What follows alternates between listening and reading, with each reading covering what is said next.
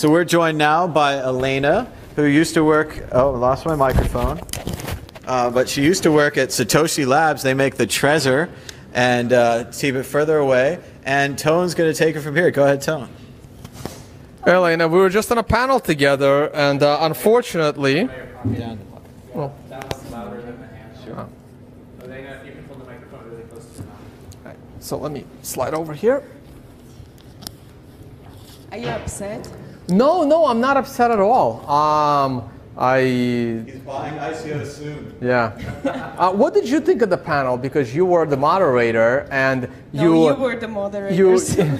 You accepted me as the ICO skeptic, and maybe we can talk about that. And what is your outlook? Because you've been involved in a lot of great projects for Bitcoin. You guys created CoinMap, the first interactive map for Bitcoin businesses. That was Stick, or Pavel Rusnak. It was his weekend project, and then we included it into our Satoshi Labs projects as an umbrella organizations for those. Right. And you guys did create the first hardware wallet, being the Trezor, and you were also the first mining pool, being Slush Pool, as part of your umbrella of people working together.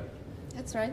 And now you have left that. Was it a company or was it just an initiative? It was a company. It was a company. You've now moved on from that company. So tell us what you're working on now and why. So I opened a foundation in Liechtenstein that's dedicated. Louder. A little bit louder, or more, much more. Yeah. I'm loud. Let's be reasonable here. Okay? I'll try. I just opened a foundation that will be supporting projects and teams creating open source and decentralized applications. And what we want to do is create the next web, a decentralized web, with a fair and free market built on top of the Bitcoin blockchain. So you're working on a decentralized web. Decentralizing the internet. You can call it, you can look at it from many perspectives, and so you can call it different ways. One call it information market, the other one's a new peer-to-peer protocol. Everyone has his way of interpreting and using what we're trying to build. All right. So you were the moderator of the ICO panel, but what is your current views on ICOs? Because you were around in the space before ICOs. You were around before Ethereum. So what did you think of Ethereum when it launched? What's your view of Ethereum now and your view on the ICOs that it kind of sprawled? I'm a business developer, so I like to look at projects, and you've been with me in some hackathon, I think, when we were judging some projects, and I like to think of each project as a business. And so when I see most of these ICOs being really wacky and not having any real use case or not really having a good team, I'm very skeptical, And so, but I still think, it's something we should explore rather than just bash and that's fair. No, that's fair. I just haven't seen much good come across the radar, so now I just... Yeah. I have them fight me, and no one won so far, but we'll see. You can call me an optimist or a dreamer, or I don't know. All right, so how are you guys going about developing this decentralized web from where do you even start? I have no idea. I'm genuinely curious. How do you start competing with the World Wide Web? Well, the first of things is you don't want to compete. You want to create some alternative and be attractive enough for people to go there. And so we'll be focusing on. Can you hear me well? Oh no, I got it. I got it.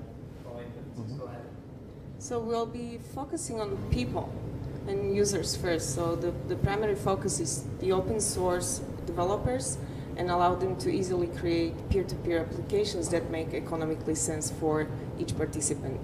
And that's why we'll create and provide kind of framework to code and also build the protocol. But the thing you asked, a competition, for me, this is more of finding partnerships and pieces of the puzzle in the market and pull people together to actually create something of a bigger value together. But you have to build the initial platform before people start building applications on top of it. Like Ethereum took 2 years to put together and now everyone's building on top of it. Yeah, not necessarily. You can also have a framework that's creating applications that are forward compatible with some protocol, for example. Or you can actually test and go with several protocols and see, how that turns out. And how many developers are working on this at this time? I don't know how many developers per se. There's around 300 people around that framework, that tool that is called Maki.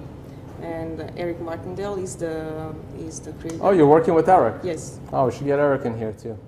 He's around. Yeah, I saw him. Okay, so it's that initiative. Okay, and so is it a grassroots movement or is there money behind it? Is there investment involved, and will there be an ICO? Well, that's a good question. We will definitely first raise money from private sphere to kind of kickstart more the development, because we have the protocol in the stage of proof of concept, or some basic technical lines are there, but we definitely need to develop that.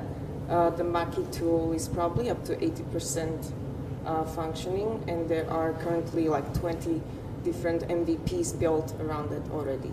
So there's an existing community of about 300 people around that tool, and we will start from there. And well, you know me, I like to work with people, and I like to find ways how to make it more valuable together. So that's what I'm going to focus. Yeah, some people are good at that. In my experiences, I've been terrible working with people lately over the last couple of years in the space. But okay, so you did mention some initial investment. Is this like initiatives towards open source software and they just want to see it get done, or are these investors actually looking for a return on their investment financially? We are considering all the options, and we are considering ICO. That's why I opened the foundation in Liechtenstein, because these guys, that's actually the first government that I've seen that understands Bitcoin primarily, and they understand these kind of technologies, and they are pretty much forward thinking. So the Prince of Liechtenstein is a fan of Bitcoin, and he likes to see blockchain-based stuff created there. So we opened it there with the possibility, to directly talk to them, talk to the regulator, explain what we're doing, and they said, okay, this sounds great, go ahead, and you have green light and non-action letter, but once there's a problem, we want you to come and talk with us, and we'll resolve it very fast. So for me, this is a very good approach. Like, they first inform themselves, right? And they don't try to prevent. My position on innovations is like, don't step into the innovation unless you see there's a repeating pattern that cannot be balanced out by the market itself. Okay, so if you do decide to go ICO, what will make an ICO ethical? Let's start there, right? Like, what would the purpose of the ICO be, and how would I'm assuming it would be a token, and what would the use case of that token be? Simply deliver what you promise. That's like the first criterion, and the ultimately deciding criterion on whether it's a good ICO or not. If you deliver what you promise and your product works, then that's the only way. And but ICOs come in multiple forms. Some people use ICO as an app token. Some people use ICO as just an investment vehicle, and some people just like to use the word ICO. Some even say TGE. What is that? Token generation event. Oh God. Okay. It's pointing, because it's like this has been nailed by, I think, the Swiss lawyers to kind of avoid the term coin, right? And offering and the resemblance of IPO to ICO. So to kind of break the mental link. you have So to are you talk looking English. for the ICO to be more of an application coin or more of a initial investment and like more of a legitimate security? Case by case, I would say.